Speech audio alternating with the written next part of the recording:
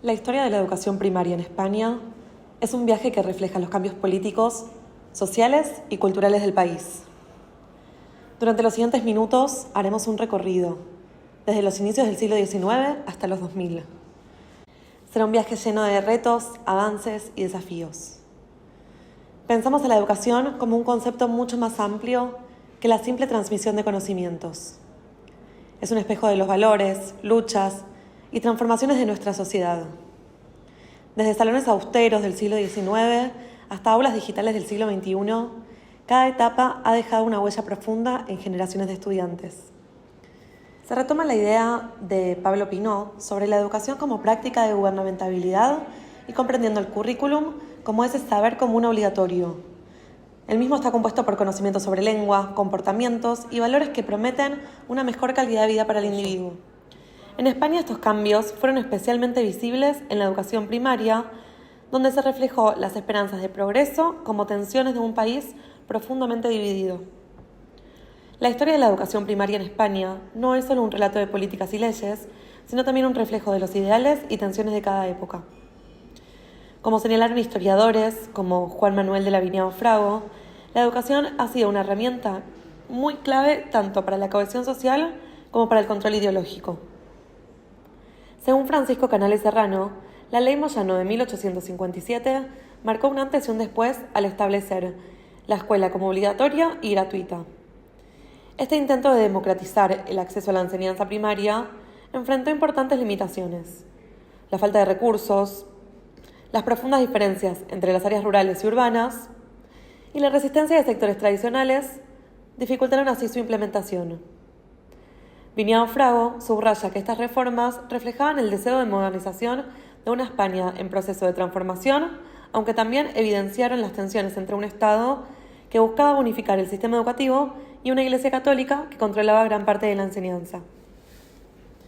Eric Hobsbawm, en su análisis de la era del capital, contextualiza estos esfuerzos dentro de los procesos globales de modernización que caracterizaban a las naciones industrializadas.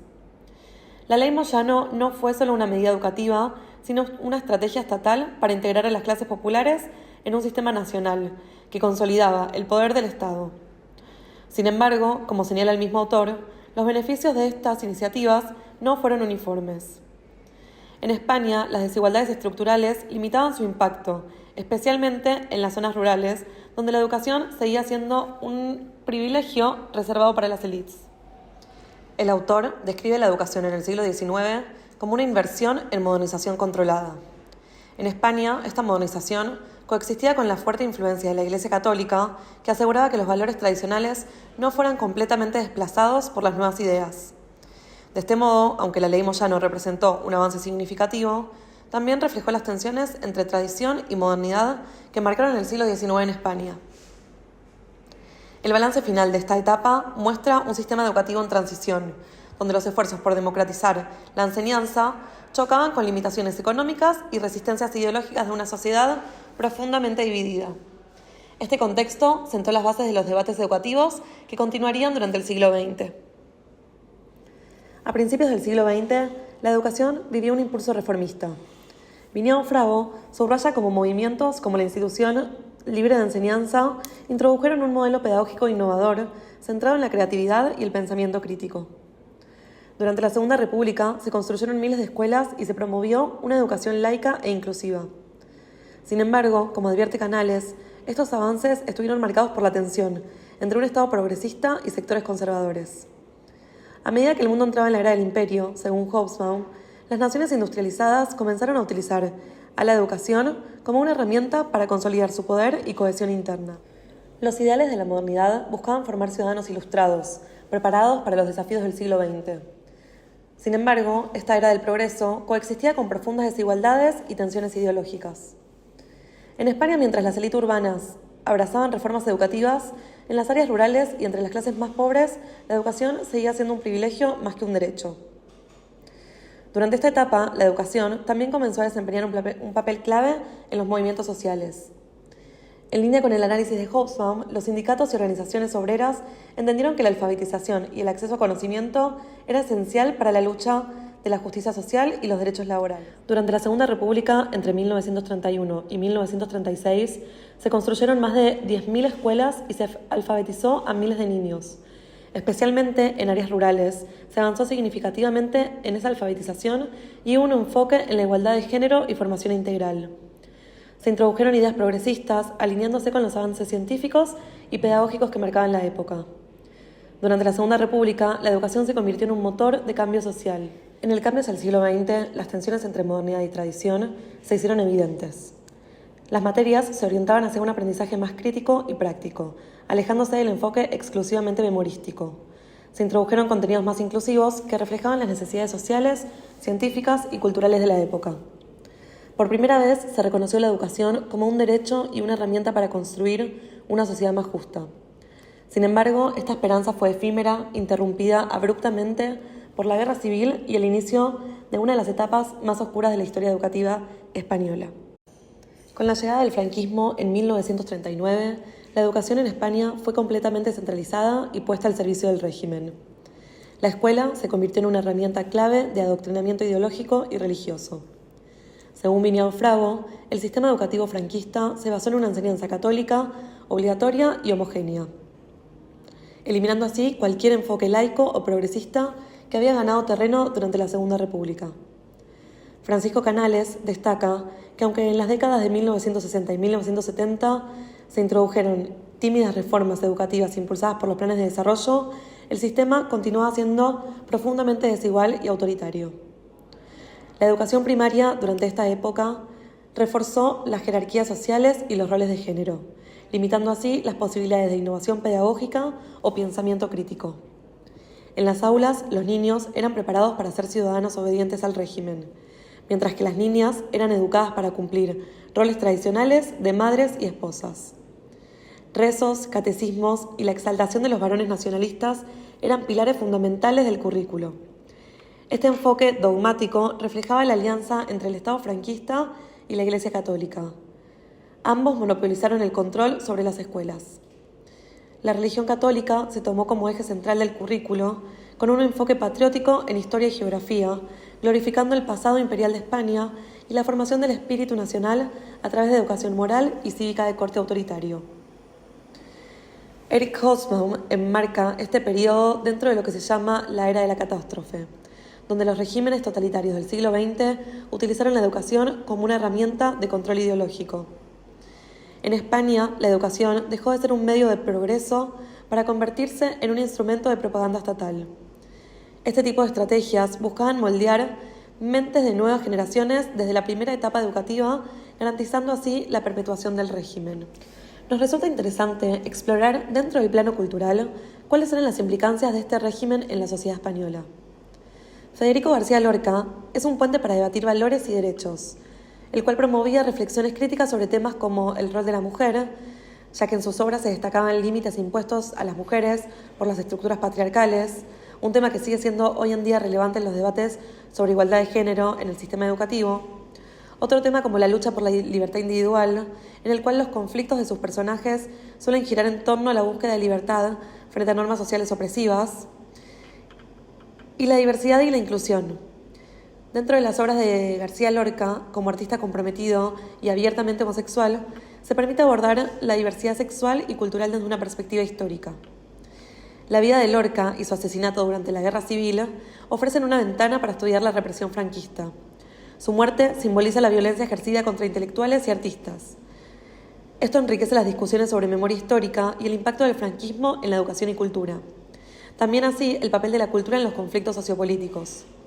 La obra de Federico García Lorca es un ejemplo del poder de la cultura y el arte como herramienta de resistencia. Los cambios económicos y sociales de las décadas de 1960 y 1970 obligaron al franquismo a introducir reformas en el ámbito educativo. Estas reformas buscaban responder a las demandas de una sociedad en proceso de modernización económica y a las presiones de una creciente clase media.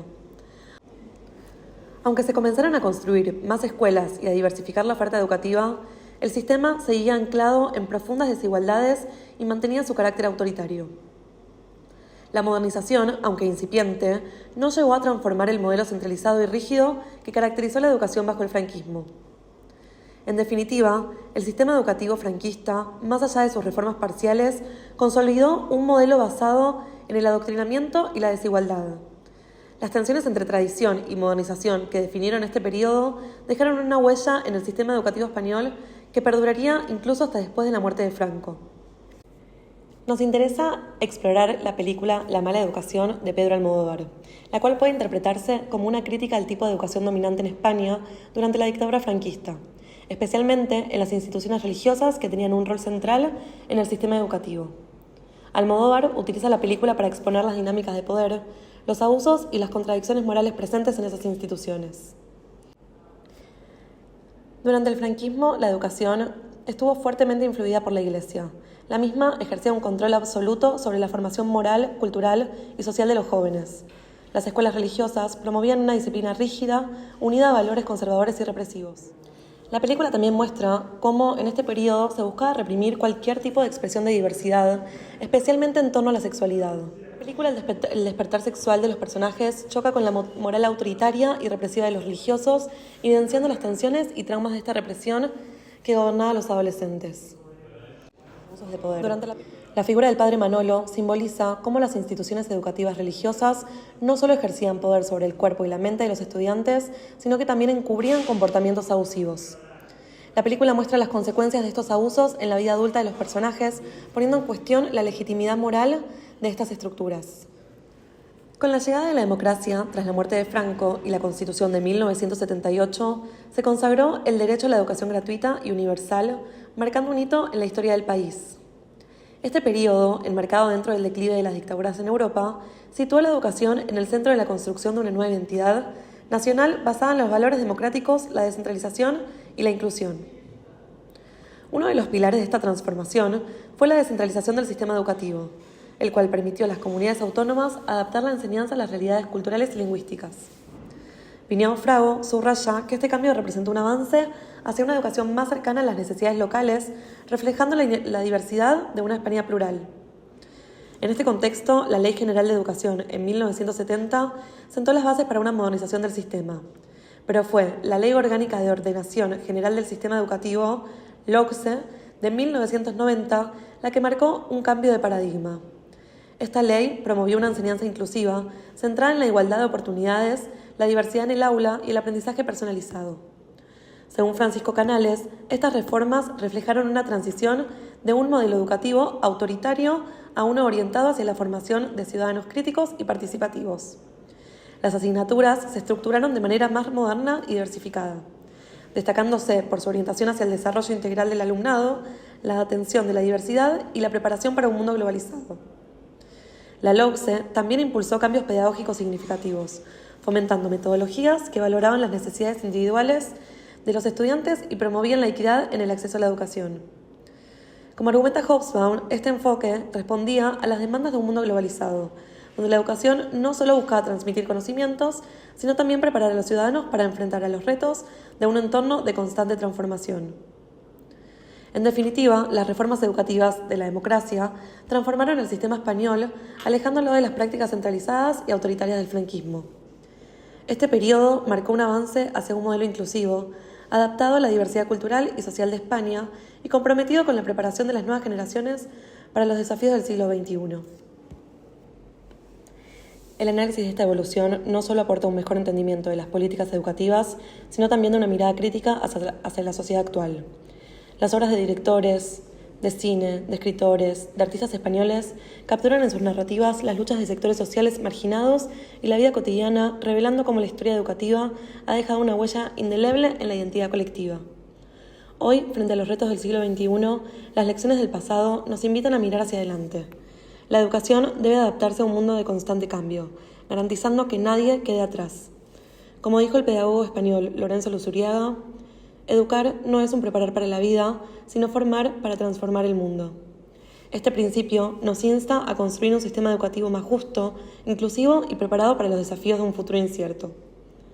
Por último, este fascinante recorrido nos recuerda que la historia de la educación no está cerrada. Cada generación tiene la oportunidad y responsabilidad de imaginar y fortalecer la educación como un motor de cambio social. Así, el carácter progresista o conservador del sistema educativo seguirá siendo un reflejo de las prioridades y valores de nuestra sociedad.